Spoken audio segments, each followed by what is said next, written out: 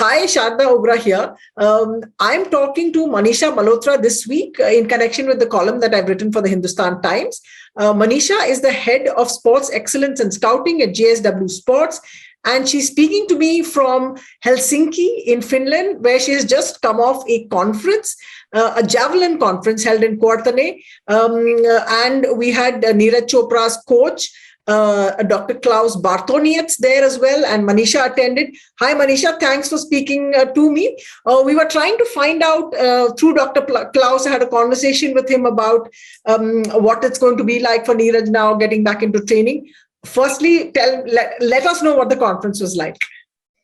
Well, I mean, it was the World Javelin Conference, and they usually try and do it every couple of years. So it was very, very enlightening because we had Vetter come there to talk for 2 days on his training cycles and how he trains in the sport. And I just think that now with Javelin taking a lot of, it's front and center, at least in our country, that I should be better versed in the sport, which is why I attended. I was also interested to see Vetter and how he trains, up close and personal. I think it was very enlightening.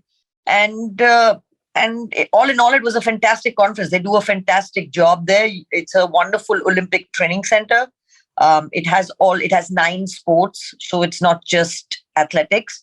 But Kourtney is something like a Wimbledon. In every tennis player's life, we have, Wimbledon just holds a special place. Kourtney is like that for every javelin thrower. And the road to glory for pretty much every javelin thrower in history has been through Kourtney. And everybody's been there for some reason or not. They have a long heritage of the javelin throw. The director of the facility, Tapio, is an Olympic gold medalist himself in 1988. So, yeah, it was a javelin-filled weekend. So tell us, Manisha, what happens now with Neeraj? Kourtney was the event where he finished third just before going to Tokyo. So what's going to happen now? What's his schedule going to be like? What's the training going to be like? The planning going to be like? He's just made the cover of Vogue magazine. And everyone's been worried that it's going to be is about the glamour. But now you're back to putting him in training. So what are the discussions with Dr. Klaus and what have you learned that you would want to put into? Well, when I received that article, a few minutes before you did, Aman sent it to me. So I was sitting right next to Klaus, and then I showed him those pictures and he just shook his head and he's like, this does not look like an athlete. And I agree with him. It does not look like an athlete. But luckily for us, Neeraj is in Patiala. He's been in Patiala off and on over the last couple of weeks and has now waiting for Klaus there since the last couple of days. He goes into an off season, of course.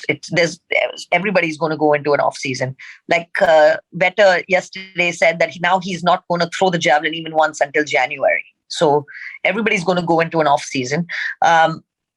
He needs to start off a little bit more with his base and just base fitness and trying to get fit at a very basic level because he's done absolutely nothing for the last 2 months. And,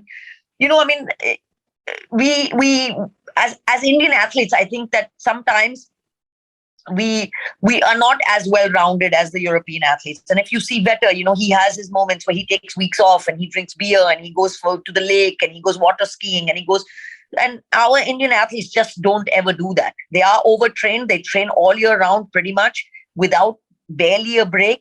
And so sometimes, to kind of take a couple of months off is not such a bad thing. It's important for him to refresh his mind also. And if he comes back with a fresh mind, with a fresh perspective and fresh goals now, it's always a good thing. I think Klaus is very keen on, now working on an off season and then getting him back into competition shape by about February. End of January. So there is still some time to go.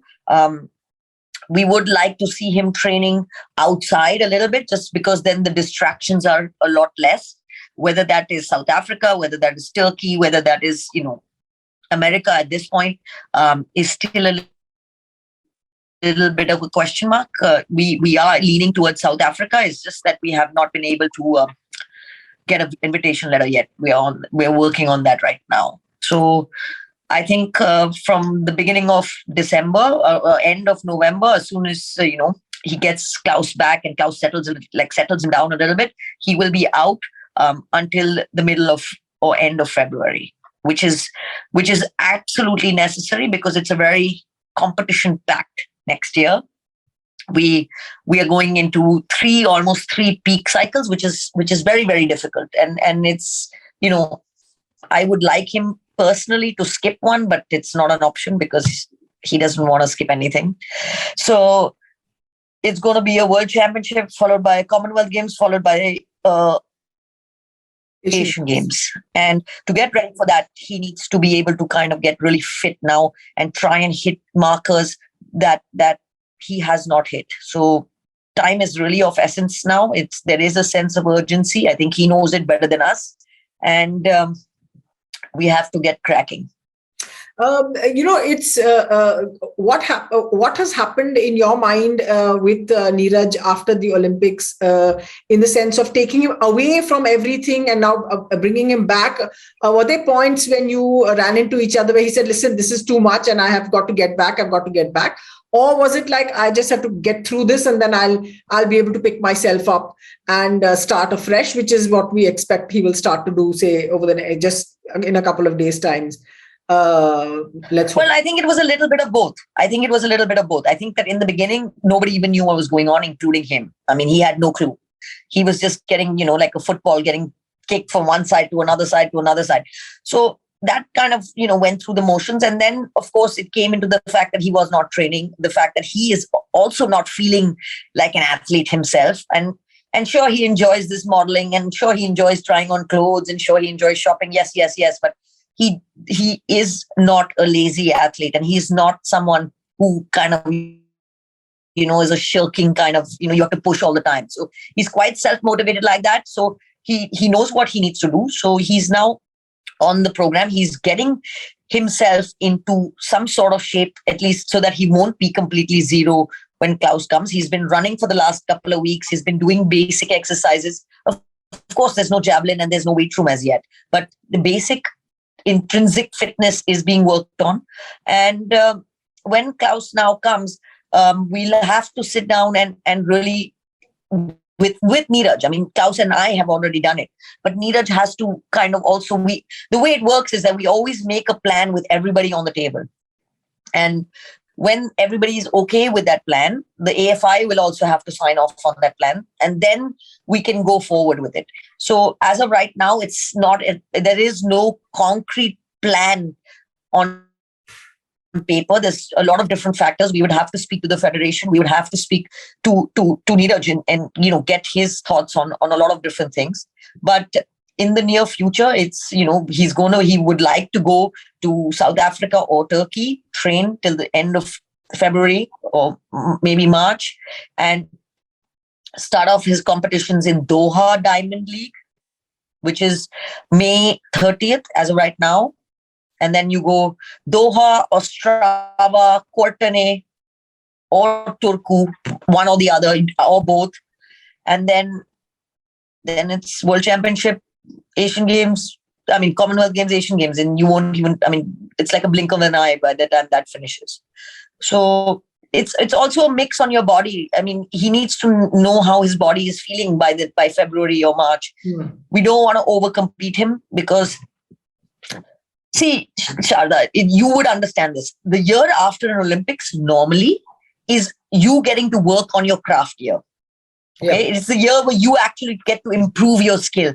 There is no pressure. There are no big competitions. You are just trying to train, improve, train. You're only competing to train. You're not competing to compete. Yeah, but that's not happening next year. Yeah. So now that, if you take the long-term perspective, is that Neeraj still needs to improve. There are many, many facets that he needs to improve. So when is that going to happen? And so we don't want to overcompete him, but realistically, that is only going to happen starting next September.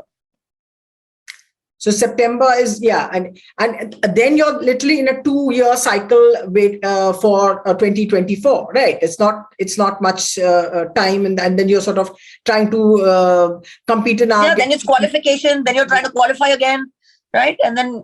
So it's very difficult. It's very difficult, and believe me when I'm very confidently going to tell you this, that Paris is not going to close at 87.58. It is not. What's the number that you guys are thinking of? At least 94. Goodness. Yeah. One last thing, Manisha. So Neeraj is at the moment in Patiala training with Ishan with him, the physio, or he's no, Ishan, nobody's with him. He's training. The whole team is there. The camp is on, so everybody's there. So he's just training on his own. There is nobody with him. It's just basically physical training, and it's he's not. I mean, there's not some high science. Yeah, he's running, he's stretching, he's sprinting. Yeah, it's not some high science. So you're taking the high science from Kourtney and alongside with Dr. Klaus over to him. High science and yeah, seriously. Yeah. No, but it is high science. Their training cycles are high science. You should see the way that it's all mapped out. It's crazy. Like if you see Vetter's training plan, it is mapped out for the whole next year. He knows what he's doing every single day. Of course, it gets tweaked depending on how he feels and how his body feels. But his whole next year training plan is mapped out. Amazing, unbelievable. And again, so obviously a completely different sort of competition cycle and a life cycle for Neeraj Chopra. But fortunately, he's got people on his side that are there who are doing all the thinking and planning for him in advance. Thanks very much, Manisha, for speaking to us. That was great. And our fingers are crossed that all things go to plan. Sure, they will. They never go to plan, but we are happy with where we stand right now. Thank you.